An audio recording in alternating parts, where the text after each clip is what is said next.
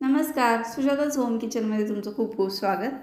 आजच्या व्हिडिओमध्ये आपण बघतोय धाबा स्टाईल अख्खा मसूर कसं बनवायचं।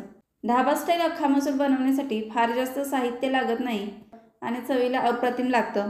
आता अख्खा मसूरची भाजी बनवण्यासाठी इथं मी भिजवलेला अख्खा मसूर घेतला। अख्खा मसूर शक्यतो काळ्या रंगाचा वापरावा। माझ्याजवळ काळ्या रंगाचा नव्हता त्यामुळे इथं मी लालसर वापरलेला आहे। तर 1 वाटी मोजून मी अख्खा मसूर घेतला होता। याला मी रात्रभर भिजत ठेवला। भिजल्यानंतर हा 2.5 वाटी भरला। आता अख्खा मसूर बनवण्यासाठी इथं आपल्याला भरपूर असा कांदा वापरायचा आहे। इथे मी 6 मध्यम साईजचे कांदे बारीक चिरून घेतले। याच वाटीने मोजल्यास हे 4.5 वाटी भरले, म्हणजे जवळजवळ इथं मी दुप्पट कांदा वापरला। कांदा चांगला बारीक असा चिरून घ्यायचा। आता अख्खा मसूर बनवण्यासाठी फार जास्त साहित्य लागत नाही असं मी अगोदरच सांगितलेलं आहे। तर आपण साहित्य बघूया। तर सुरुवातीला तर मी काही खडे मसाले घेतलेले आहेत। अर्धा चमचा जिरे, 2 ते 3 लवंग, दालचिनीचा छोटासा तुकडा, 1 चक्री फूल, 2 चिमूट हिंग, पाव चमचा हळद, पाव चमचा खाण्याचा सोडा। ढाबा स्टाईल अख्खा मसूर बनवताना खाण्याचा सोडा त्यामध्ये वापरला जातो, त्यामुळे अख्खा मसूरला विशिष्ट चव येते। 10-12 लसणाच्या पाकळ्या ठेचून घेतल्या, 1.5 चमचा लाल तिखट, हे तुम्ही कमी जास्त करू शकता, चवीनुसार मीठ।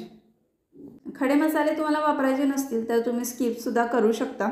आता इथे मी कढईमध्ये 2 मोठे चमचे तेल गरम केलं, त्यामध्ये आपण घालून घेऊया जिरे, लवंग, दालचिनी आणि चक्रीफूल।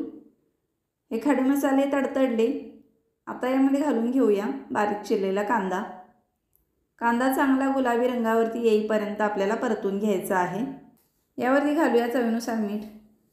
मीठ घातलं म्हणजे कांदा लवकर शिजतो। आता इथं तुम्ही बघू शकता कांद्याचा कलर थोडासा चेंज झाला आहे, गुलाबीसर असं झालेला आहे। कांदा थोडासा ट्रान्सपरंट झाला आहे। अख्खा मसूरची चव ही पूर्णपणे कांद्यावरती डिपेंड आहे। कांदा कसा परतला जातो त्यावरती अख्खा मसूरची चव अवलंबून असते। तर कांदा आपल्याला चांगला मऊ होईपर्यंत, गुलाबी रंगावरती येईपर्यंत परतून घ्यायचा आहे। आता यामध्ये घालूया ठेचलेल्या लसणाच्या पाकळ्या, पाव चमचा हळद, 1 चमचा लाल तिखट घातलं आणि हिंग घालून घेऊया। आता हे सर्व मसालेसुद्धा आपल्याला कांद्यासोबत परतून घ्यायचे आहेत। कांदा 2 ते 3 मिनिटं परतल्यानंतर यामध्ये घालूया खाण्याचा सोडा। कांदा चांगल्या प्रकारे परतून घेऊया। तर इथं तुम्ही बघू शकताय खाण्याचा सोडा घातल्यानंतर कांद्याला अशा प्रकारे थोडासा फेस आल्यासारखा होतो आणि कांदा एकदम मऊसर झालेला आहे। तर कांदा बऱ्यापैकी मॅश झालेला आहे। तर कांदा मी सुरुवातीपासून आतापर्यंत जवळजवळ 15 ते 16 मिनिटं परतून घेतला आणि कांद्याला आता ग्रेव्हीसारखं टेक्स्चर आलेलं आहे।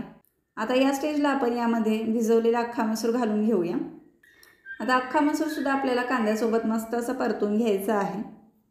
झाकण ठेवून 2 मिनिटं वाफ काढून घ्यायची, म्हणजे सर्व मसाले यामध्ये चांगल्या प्रकारे मुरले जातात।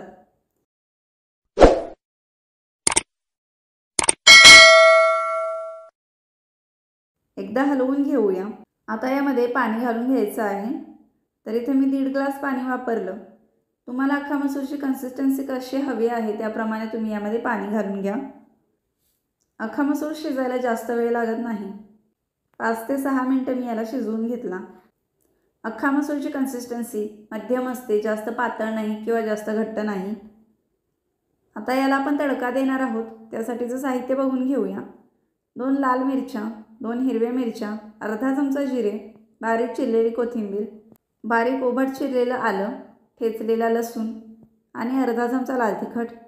इथं मी 1 मोठा चमचा तेल गरम केलं, त्यामध्ये घालूया जिरे, 2 लाल सुक्या मिरच्या, 2 हिरव्या मिरच्या,